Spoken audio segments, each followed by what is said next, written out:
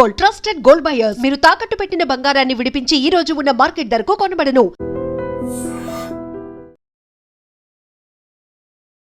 నమస్తే, welcome to I dream social spotlight with కవిత.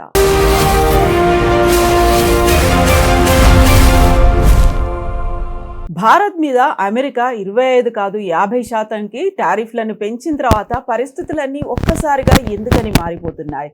ఎందుకని ఇప్పుడు అమెరికా నిర్ణయాన్ని ఆలోచించుకునే పనిలో పడిందా? ఎట్ ద సేమ్ టైం భారత్కి సంబంధించి ప్రధానమంత్రి నరేంద్ర మోదీకి ఎందుకని పదే పదే కాల్స్ చేస్తున్నారు? ఎట్ ద సేమ్ టైం భారత్కి రావాలి అనేటువంటి ఉత్సాహం కూడా చూపిస్తున్నారు. దీంతో పాటుగా చైనాతో భారతదేశ సంబంధాలని కట్ చేసుకుంటే బాగుండేది అనేటువంటి ఒక లాబియింగ్ కూడా ఎందుకని చేస్తున్నారు? మనతో పాటుగా ఉన్నారు global economist professor doctor Ravinder Raina గారు. నమస్కారం. సో మనం గతంలో మాట్లాడుకున్న దానికి మళ్ళీ ఒక ఎక్స్టెన్షన్ ఏంటంటే, వీలైతే భారత్ మీద ఇంకా ఎక్కువ టారిఫ్లని ఇంపోజ్ చేయండి అని యూరోపియన్ యూనియన్తో లాబింగ్ చేయడమే కాదు, భారత్ చైనా సంబంధాలని కట్ చేసుకుంటే బాగుంటుంది అనేటువంటి వార్తలు, మధ్యవర్తులు వీళ్ళందరూ ఎందుకు వస్తున్నారు అసలు? కవిత గారు, ఈ మధ్యన రకరకాల డెవలప్మెంట్స్ అవ్వకుండా వచ్చాయి. 2-3 వీక్స్ నుండి మొత్తం ట్రేడ్ పరంగా కానీ, ఇంటర్నేషనల్ పాలిటిక్స్లో కానీ, డిప్లొమసీలో కానీ రకరకాల యాంగిల్స్లో మనకు చేంజెస్ జరుపుకుంటూ వస్తున్నాయి. అది ఎందుకు జరుపుకుంటూ వస్తున్నాయంటే, ముఖ్య కారణము రష్యాకును ఉక్రెయిన్కు ఉన్నటువంటి యుద్ధాన్ని ఆపడానికి వరకు చేసేటువంటి పన్నాగాలు అనమాట. అదొకటి, అది ఒక మెయిన్ రీజన్. అది రెండో రీజన్ ఏంటంటే, భారత్ అనేది 4వ పెద్ద ఆర్థిక వ్యవస్థగా ఎదిగింది. 3వ పెద్ద ఆర్థిక వ్యవస్థగా ఎదగడానికి ఎంతో సమయం పట్టదు. చాలా తక్కువ కాలంలోనే, దాదాపు ఇంకా రాబోయే 3-4 సంవత్సరాలలో మనము జర్మన్ను కిక్అవుట్ చేసి మనము 3వ ప్రపంచంలో అతి పెద్ద ఆర్థిక వ్యవస్థగా మారడానికి ఆస్కారం ఉంది. సో వీటన్నింటినీ అమెరికా డైజెస్ట్ చేసుకోలేకపోతుంది. సో వీటిని ఎట్లయినా కూడా ఆపేయాలి అని చెప్పి వాళ్ళు ముందు మనకు 25% టారిఫ్స్ అనేది అప్రాక్సిమేట్లీ 5% ఉండొచ్చు, 10% ఉండొచ్చు, 15-20-25% వరకు కూడా ఉండడానికి చాలా వరకు ఇప్పుడు WTO మెంబర్స్ తీసుకున్న మొత్తం ప్రపంచంలో ఉన్నటువంటి కంట్రీస్ వాళ్ళ యొక్క టారిఫ్ ఇంపోజిషన్ చూసుకొని మనం పరిశీలన చేసినట్టయితే కవిత గారు, ఆ రేంజ్లో ఉంటుందన్నమాట. ఈ 25% ఎక్స్ట్రా అనేది ట్రంప్ గారు మన మీద 50% ఇంపోజ్ చేయడానికి ప్రయత్నం చేశారు. ఎందుకు చేశారంటే, ఆ యుద్ధాన్ని ఆపించడానికి. ముఖ్యంగా వాళ్ళు బిలీవ్ చేసేది ఏంటంటే, అమెరికన్స్ బిలీవ్ చేసేది ఏంటంటే, మనము యుద్ధానికి దానికి తిండి పెడుతున్నాం. మనం ఒకవేళ మన ఛానల్ను మనం వాళ్లకు అగ్నికి ఆజ్యం పోసినట్టుగా మనము యుద్ధాన్ని మనం పోషిస్తున్నాము అనేది బలంగా నమ్ముతున్నారు అనమాట. అంటే ఎందుకంటే మనము almost about 40% of the oil from Russia మనం పర్చేస్ చేస్తున్నాం. పెద్ద మొత్తంలో మనం ఇన్వెస్ట్మెంట్ చేస్తున్నాం. అది దాదాపు యుద్ధం జరిగే కంటే ముందు నుండి, యుద్ధం కంటే ముందు మనం పర్చేజ్ చేసిన ఆయిల్, యుద్ధం జరిగిన తర్వాత మనం పర్చేజ్ చేసిన ఆయిల్ను కంపేర్ చేసినట్టయితే అది సిగ్నిఫికెంట్గా పెరుగుకుంటూ వచ్చిందనమాట. దాదాపు nearly $2 billion per day oil అనేది మనం పర్చేజ్ చేస్తున్నాం రష్యా నుండి. అంటే 40%, ఇప్పుడు 49% ఏమో చైనా వాళ్ళు పర్చేజ్ చేస్తున్నారు రష్యన్ ఆయిల్ని.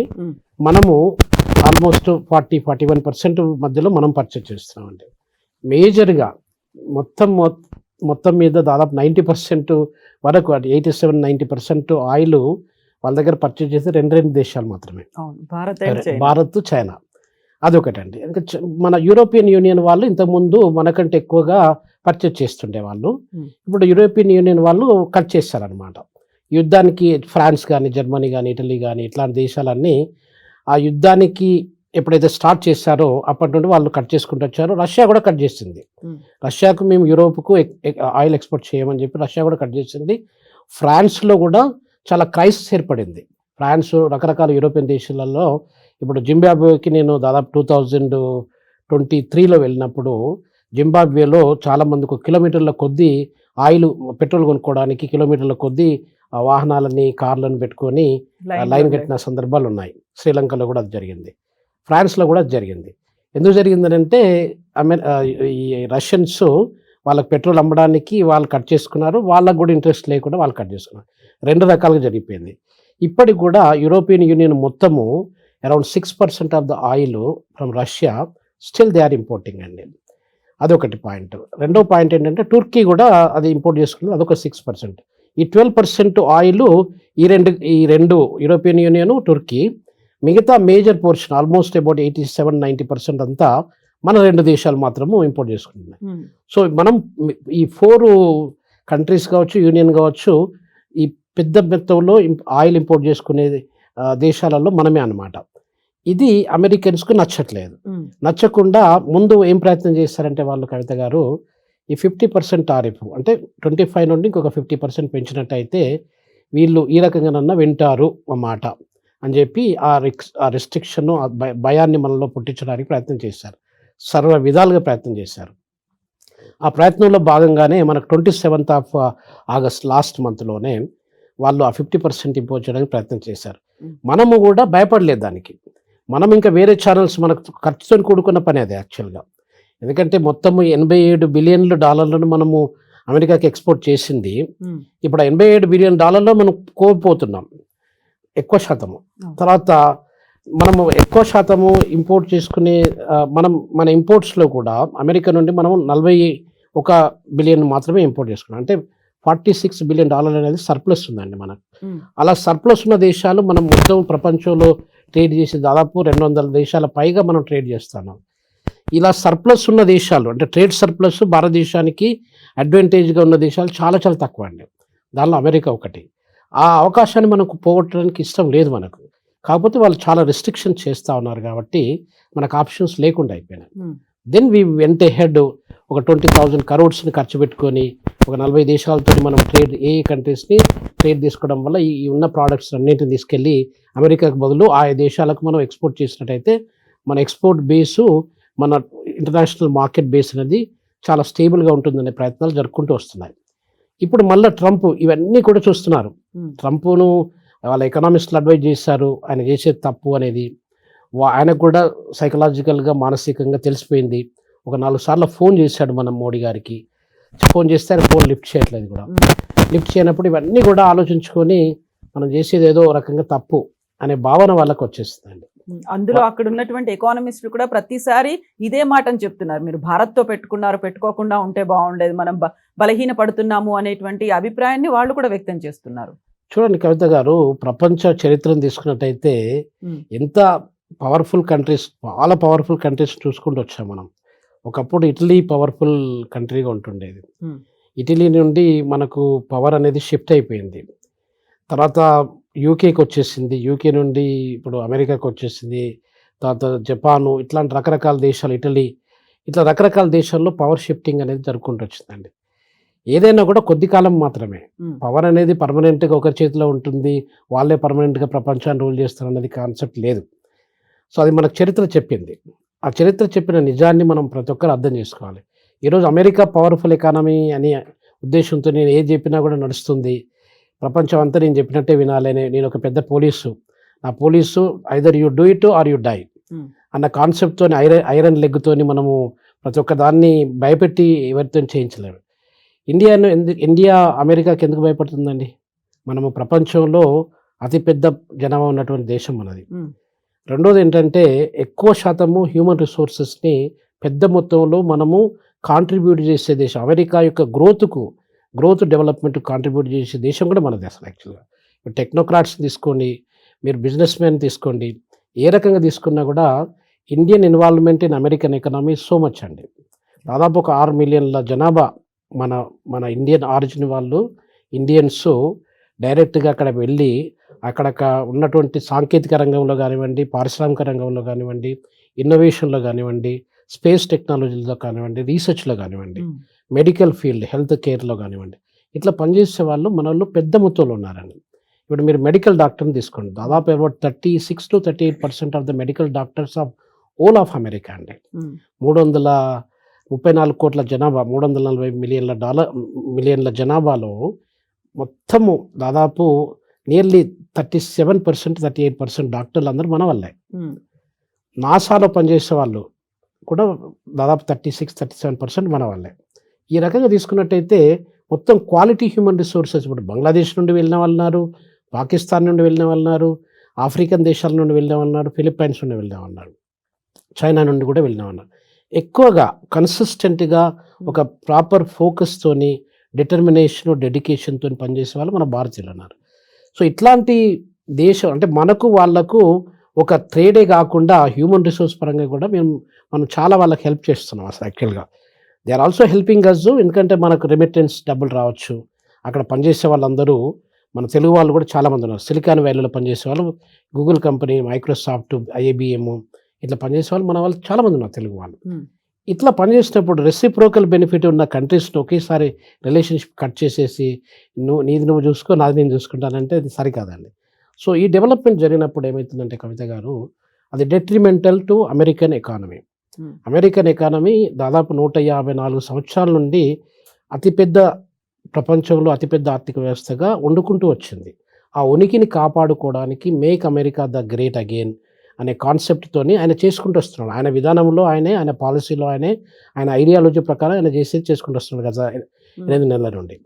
ఇప్పుడు ఎకానమిస్టులు ఏదైనా కూడా ఫ్యూచర్ పొలిటీషియన్స్ ఈ మధ్య కాలంలో అంటే నా 4 సంవత్సరాల పరిపాలనలో నేను ఏం చేయగలుగుతాను, ఏం చేంజెస్ చేయగలుగుతాను, ఏ రకంగా నేను ఒక లెగసీని క్రియేట్ చేసి పెట్టుకొని ఉంటానని ఆలోచిస్తారు.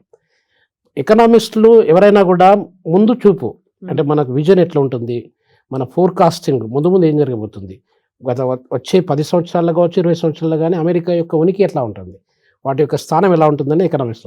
సో ఎకనామిస్ట్, ఏ ఎకనామిస్ట్ అయినా ప్రపంచంలో, అమెరికన్ ఎకనామిస్ట్ కావచ్చు, ఇండియన్ ఎకనామిస్ట్ కావచ్చు, ఆఫ్రికన్ ఎకనామిస్ట్ కావచ్చు, ఎవరైనా కూడా అడ్వైజ్ చేసేది ఒకటే, అది చేసేది డిస్ట్రక్టివ్, అది మన మేలు కంటే ఎక్కువగా అమెరికాకు కీడే జరుగుతుంది అనేది స్పష్టంగా కనిపిస్తుందండి. ఎకనామిక్ చదువుకోని వాళ్ళకు కూడా కాస్తో కూస్తో కొంచెం క్లోజ్గా అబ్జర్వ్ చేసినట్టయితే వాళ్ళకు కూడా అర్థమైపోతుంది.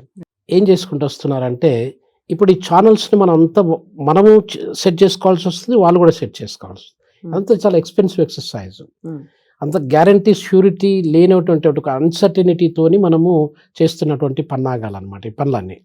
సో కాబట్టి ఇద్దరికి నష్టం జరుగుతుంది. ఎవరికి ఎంత నష్టం జరుగుతుంది అనేది మనము మళ్ళీ ఫోర్కాస్టింగ్లో కానీ, ఏఐ టెక్నాలజీస్, ఆర్టిఫిషియల్ ఇంటెలిజెన్స్, లేకపోతే ఎకనామెట్రిక్ మోడలింగ్, ఫోర్కాస్టింగ్ అలా చేసినట్టయితే మనకు కాస్తో కూస్తో కొంత ఒక పిక్చర్ వచ్చేస్తుంది.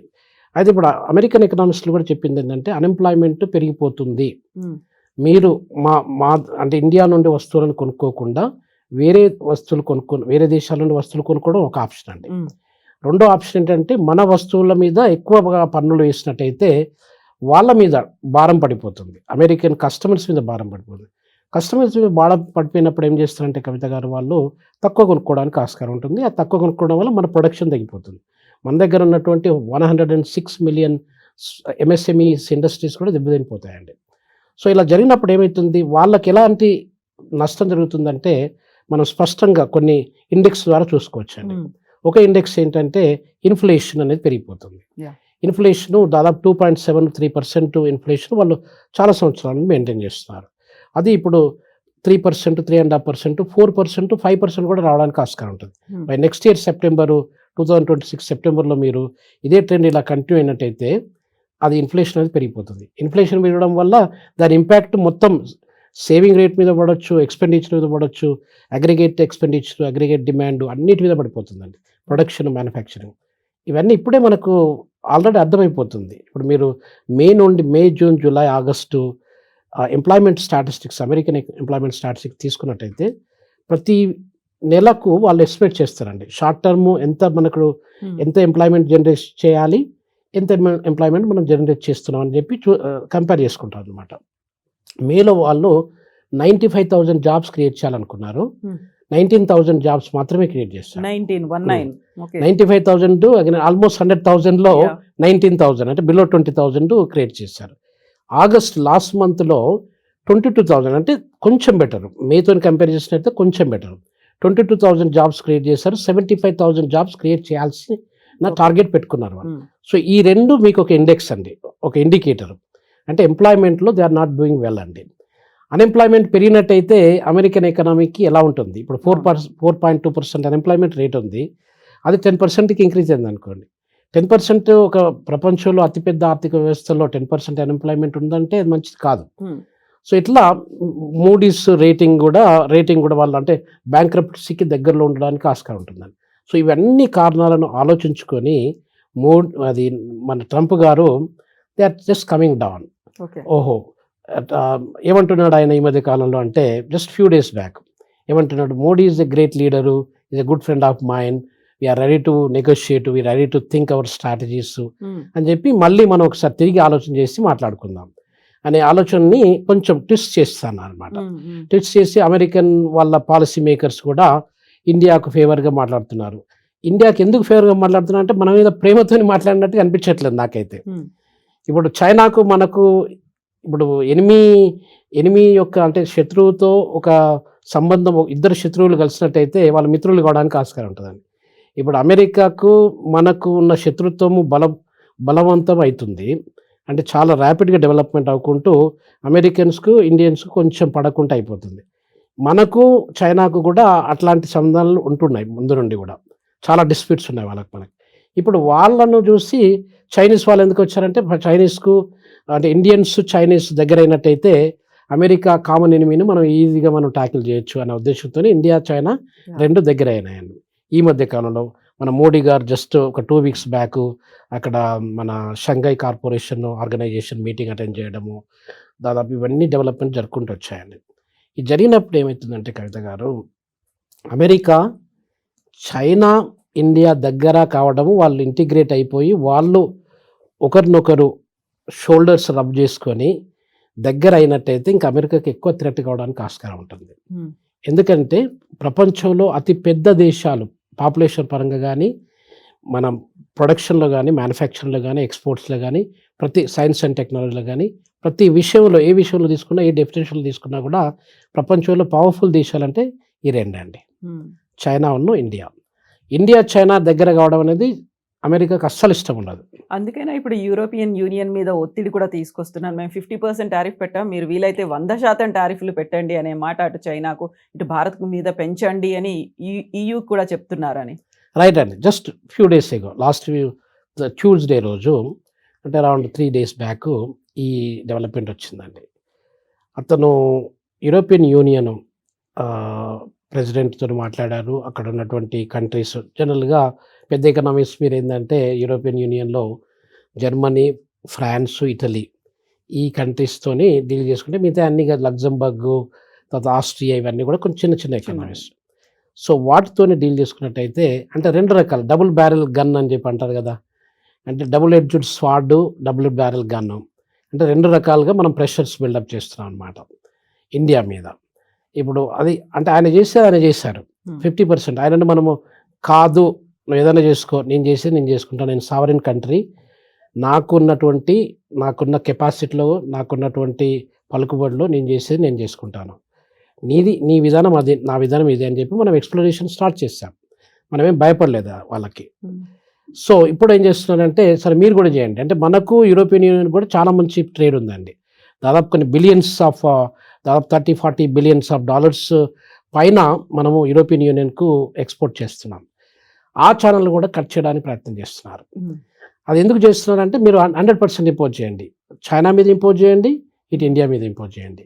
సో అలా రిస్ట్రిక్ట్ చేసినట్టయితే ఇవన్నీ చైనా తర్వాత ఇండియా ఈ 2 దేశాలు రష్యా నుండి ఆయిల్ పర్చేజ్ చేయడము మానేసినట్టయితే మనం ఆ యుద్ధాన్ని ఆపేయచ్చు అని చెప్పి సర్వ విధాలుగా ఫస్ట్ టార్గెట్ ఏంటంటే ఆ యుద్ధాన్ని ఆపడం. బట్ క్వాడ్ అని చెప్పి ఒకటి ఆర్గనైజేషన్ ఉంది, క్వాడ్రిలాటరల్ సెక్యూరిటీ డైలాగ్ అని చెప్పి ఒక ఏజెన్సీ ఉందండి. ఆ ఏజెన్సీ మీటింగు మన ఇండియాలో కావాల్సింది యాక్చువల్గా. ఇప్పుడు మీకు ఒక చిన్న బ్యాక్గ్రౌండ్ ఇస్తాను దాని గురించి. క్వాడ్రిలాటరల్ సెక్యూరిటీ డైలాగ్ ఎందుకు స్టార్ట్ చేశారు, ఇప్పుడు స్టార్ట్ చేశారు. మీకు 2004 అంటే ఒక 21 years బ్యాక్ సునామీ వచ్చింది, ఇండియన్ ఓషన్లో సునామీ వచ్చింది. చాలా డిస్ట్రక్షన్ జరిగింది. జపాన్లో జరిగింది, ఇండియాలో జరిగింది, శ్రీలంకలో జరిగింది, మనకు ఫిలిప్పైన్స్, రకరకాల కంట్రీస్, ఇండియన్ ఓషన్ దగ్గరలో ఉన్న కంట్రీస్కి చాలా దేశాలు అఫెక్ట్ అయ్యాయి. తాంజానియా, అక్కడ కెన్యాలో కూడా డిస్ట్రక్షన్ జరిగింది. సో ఇది జరిగినప్పుడు దాదాపు కొన్ని లక్షలాది మంది జనాలు చనిపోయారు. అప్పుడు అంటే ఇండియన్ ఓషన్ ఒకటి, తర్వాత పసిఫిక్ ఓషన్ ఒకటి, ఇండో పసిఫిక్, అది ఏం చేస్తే బాగుంటుంది అని చెప్పి షింజో ఆబే అని చెప్పి ప్రైమ్ మినిస్టర్ ఉంటుండే, జపాన్ ప్రైమ్ మినిస్టర్ ఉంటుండేది అతను. తర్వాత కొద్దిమంది జపాన్ కూడా చాలా డిస్ట్రక్షన్ జరిగింది. వాళ్ళు ముందుకు వచ్చి ఏం చేశారంటే ఒక ఆర్గనైజేషన్ స్టార్ట్ చేద్దాం అని చెప్పి ఒక 4 countries డెమోక్రటిక్ కంట్రీస్ మాత్రమే, China is not a democratic country. So కాబట్టి డెమోక్రటిక్ కంట్రీస్ ఏమున్నాయి అని చెప్పి వాళ్ళు ఒక ఆలోచన చేస్తారనమాట. ఆలోచన చేసినప్పుడు 2004 నుండి డిస్కషన్ జరుపుకుంటూ 2007కి వచ్చేసరికి ఒక ఫార్మేషన్ వచ్చిందండి. క్వాడ్ అనే దానికి ఒక ఫార్మేషన్ వచ్చింది. ఆ ఫార్మేషన్లో వచ్చినప్పుడు ఇప్పుడు ఆస్ట్రేలియా అంటే డెమోక్రటిక్ కంట్రీ, పెద్ద కంట్రీ, అది one of the biggest country. తర్వాత పాపులేషన్ పరంగా 25 కోట్ల జనాభా మాత్రమే ఉంది అసలు యాక్చువల్గా. సో 25 కోట్లు కాదు, సారీ, మనకు 25 మిలియన్ పీపుల్ మాత్రమే ఉన్నారు. అంటే మొత్తము ఆంధ్ర, తెలంగాణ, ఇంకొక ఒరిస్సా తీసుకున్నట్టయితే ఈ 3 రాష్ట్రాలలో ఎంతో జనాభా ఉంటుందో అంతకంటే తక్కువ జనాభా ఆస్ట్రేలియా మొత్తం మీద 25 మిలియన్ మాత్రమే ఉన్నారు. కెనడాలో 40 మిలియన్స్, ఆస్ట్రేలియాలో 25 మిలియన్స్ ఉన్నారు. ఆస్ట్రేలియా 1, జపాన్ 2, భారతదేశం ఇండియా 3, అమెరికా 4. ఈ 4 కూడా డెమోక్రటిక్ కంట్రీస్. ఈ 4 కూడా ఇండియన్ ఓషన్, పసిఫిక్ ఓషన్కు కనెక్ట్ అయినటువంటి దేశాలు. సో దానిలో భాగంగా సెక్యూరిటీ అంటే అక్కడ ఉన్నటువంటి ఇంటర్నల్ సెక్యూరిటీ కావచ్చు, మారిటైమ్ సెక్యూరిటీ కావచ్చు, లేకపోతే ఇంటర్నేషనల్ టెక్నాలజికల్ డెవలప్మెంట్లో ఉన్నటువంటి చేంజెస్ ఏ రకంగా వస్తున్నాయి, ఆ చేంజెస్ను మనం తట్టుకోవడానికి ఎట్లాంటి లాస్ తీసుకురావాలి, governance. So peace and stability, peace and security అనే అంశాల్లో భాగంగా ఈ యొక్క క్వాడ్ అనే దాన్ని సృష్టించారు. 2007లో సృష్టించారు. 2004లో ఆలోచన వచ్చింది. అంటే ఆ 3 years టైంలో పట్ల సృష్టించారు.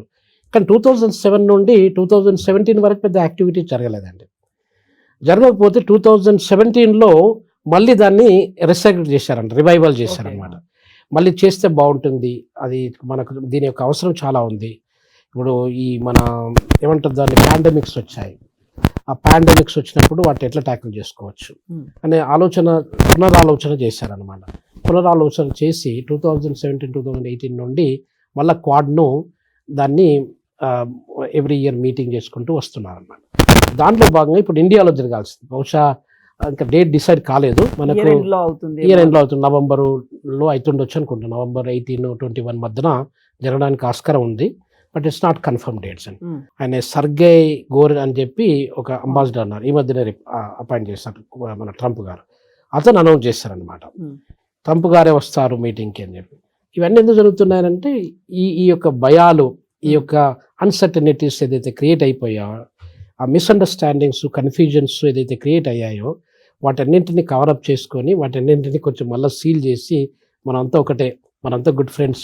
ఆఫ్ లేట్ వాళ్ళైతే ఇప్పటికీ రియలైజ్ అయ్యారు భారత్తో పెట్టుకోకూడదు అనే ఒక మాట, భారత్ని మనం దూరం చేసుకోవద్దు, ఎంతైనా మనకి కలిసి ఉండాల్సినటువంటి అవసరం ఉంది అనేది మాత్రం రియలైజ్ అయ్యారు. అవునండి, ఖచ్చితంగా సొసైటీలో కానీ కల్చర్లో కానీ చాలా డీప్ రూట్ అయిపోతుందండి. ఇప్పుడు అమెరికన్ క్యాండిడేట్స్, ఇప్పుడు మీరు వైస్ ప్రెసిడెంట్ భార్య మన తెలుగు అమ్మాయి, తర్వాత మన ఇదేంటి ఇంతకుముందు కాంటాక్ట్ చేసిన ప్రెసిడెన్షియల్ దానికి కాంటాక్ట్ చేసినవి కూడా మన ఇండియన్ ఆరిజిన్ ఆమెనే, సో కమలా హారిస్. ఇట్లా ఈ రకంగా చూసినట్టయితే we have deeper understanding and deeper relationship with America. అట్లాంటి రిలేషన్షిప్ను కట్ చేసుకున్నట్టయితే అమెరికన్ ఎకనామీ దెబ్బతీయడానికి చాలా ఆస్కారం ఉందండి. ఇండియన్ ఎకనామీ కంటే ఇండియన్ ఎకనామీ రిలేటివ్లీ మనం అమెరికాతో కంపేర్ చేసినట్టయితే మనం 7 times చిన్నదండి. 7 times చిన్న ఎకనామీ కూడా ఇంపాక్ట్ పడిపోతుంది, 7 times పెద్దదానికి కూడా ఇంకా పెద్ద ఇంపాక్ట్ పడిపోతుంది అనమాట. సో దానివల్ల మన అవసరం వాళ్ళకు ఉంది, వాళ్ళ అవసరం మనకు ఉంది. రిలేషన్షిప్ అనేది ఏది స్వచ్ఛందంగా సెల్ఫ్గా బతకడానికి ఏ దేశం కూడా రెడీగా లేదండి ప్రపంచంలో. అందరూ ఒకరి మీద ఒకరు డిపెండ్ అయిన వాళ్ళే. ఆ ఇంటర్ డిపెండెన్స్ అనేది అందరికీ అవసరము.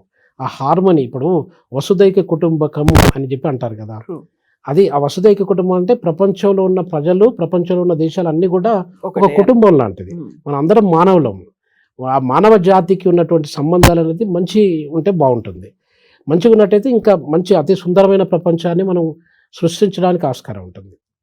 ఎస్ అండి, thank you so much Ravinder గారు. నమస్తే అండి, thank you. And don't forget to subscribe to iDream. And for more videos, Please subscribe to iDream. Please subscribe to iDream. Please subscribe iDream. And please subscribe to iDream. For more videos, subscribe to iDream. please like, share and subscribe to the channel. Congratulations, iDream. Subscribe to iDream. Subscribe to iDream. So subscribe to iDream Media. iDream ki iDream team andarki huge congratulations. Please subscribe iDream Media. Please subscribe to iDream. Subscribe iDream. Please subscribe to iDream. I dream అంటే నా కళల ఛానల్ను subscribe చేసుకున్న నోరు తిరుగుతలేదు. మీరైతే గంట గుర్తు కొట్టండి. For more such videos, please subscribe to iDream. Subscribe to iDream. Please subscribe to iDream. Please subscribe iDream Media. Please do subscribe to iDream. Please subscribe to iDream Media. For best entertainment and information, please subscribe iDream.